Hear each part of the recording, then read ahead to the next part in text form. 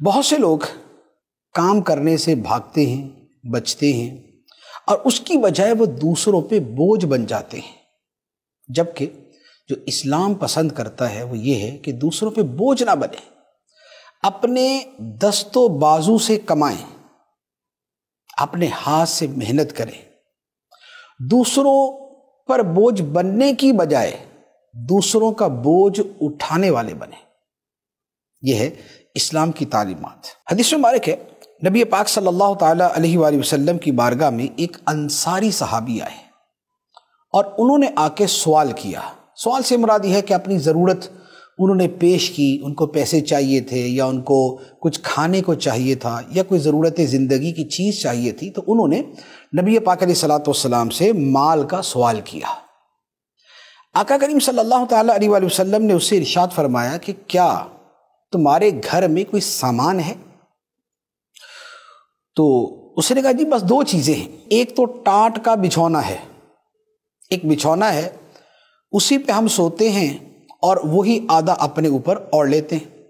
ایک یہ ہے، اور دوسرا پانی کا ایک اچھے والا پیالہ ہے۔ نبی پاک صلی اللہ علیہ وآلہ وسلم نے فرمایا کہ یہ دونوں چیزیں میرے پاس لے آؤ۔ وہ صحابی گئے، جا کے دونوں چیزیں پیش کر دی، ایک وہ بچھونا اور ایک وہ پیالہ۔ نبی پاک علیہ السلام نے وہ دونوں چیزیں 2 درہم میں نیلام کر دی، یعنی اس کی بولی لگا کے بیچ دیا، اور وہ جو 2 درہم ہوئے تو نبی پاک علیہ السلام نے اس انصاری صحابی کو دیے اور فرمایا کہ 1 درہم سے تو تم گھر کا کھانا پانی کوئی چیزیں لے لو، کوئی زندگی گزارنے کی جو بنیادی چیز کھانا ہے وہ لے لو، اور 1 درہم جو ہے اس سے کلہاڑی خرید کے لاؤ، یعنی کلہاڑی کا جو پھل ہوتا ہے لوہے والا حصہ وہ خرید کے لاؤ۔ وہ صحابی گئے، جا کے انہوں نے کچھ کھانا خریدا اور 1 کلہاڑی کا پھل لے کے آ گئے۔ نبی پاک علیہ السلام نے ایک لکڑی پکڑی اور اس کے اندر وہ کلہاڑی کا پھل گاڑ دیا، اور وہ کلہاڑی اس کے ہاتھ میں دیتے ہوئے فرمایا کہ جاؤ اس سے جا کے جنگل میں لکڑیاں کاٹو اور وہ بیچو، اور اس سے جو تمہیں نفع ہوگا، اس سے جو تمہاری کمائی ہوگی، اس سے زندگی گزارو۔ وہ صحابی گئے، جا کے جنگل سے لکڑیاں کاٹی، اور لکڑیاں کاٹنے کے بعد اس کو بیچا۔ بیچنے کے بعد کیا ہوا کہ 2 ہفتے بعد وہ صحابی جب دوبارہ واپس آئے تو ان کے پاس 10 درہم جمع ہو چکے تھے۔ 10 درہم سے مراد یہ ہوا کہ جو اس میں سے کھانے پینے پر درہم خرچ ہوئے وہ جدا رہے، اس سے ہٹ کر 10 درہم جمع ہو گئے۔ جب وہ نبی پاک صلی اللہ تعالیٰ علیہ وسلم کی بارگاہ میں آئے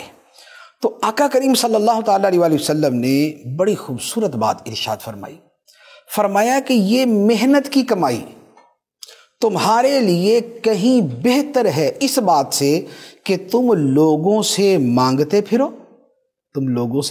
پھرو اور قیامت کے روز تمہارے چہرے پر بھیک مانگنے کا داغ ہو۔ یہ ہے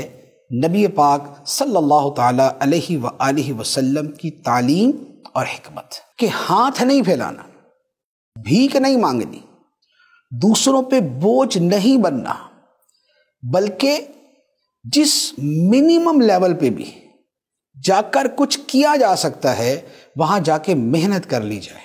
بھلے جنگل سے لکڑیاں کاٹ لی جائیں، یا آج کے زمانے کے اعتبار سے کہیں تو بھلے ٹھیلا لگا لیا جائے،